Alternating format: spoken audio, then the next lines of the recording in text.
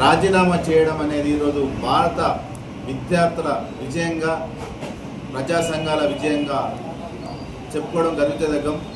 ఎందుకంటే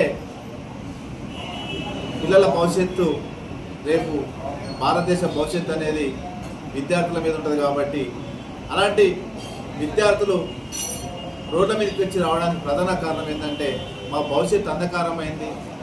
ఈరోజు మేము రూపాయి కూడబెట్టుకొని మేము కోచింగ్ తీసుకొని ఇలా మా ఇల్లుతో పాటు దేశాన్ని గౌరవంగా కాపాడుకుంటాం అని చెప్పేసి ఏదైతే పిల్లల ఎడ్యుకేషన్ విషయంలో మినిస్టర్, కేంద్ర మంత్రి పేపర్ లీకేజ్ ద్వారా ఫెయిల్ అవ్వడం జరిగింది.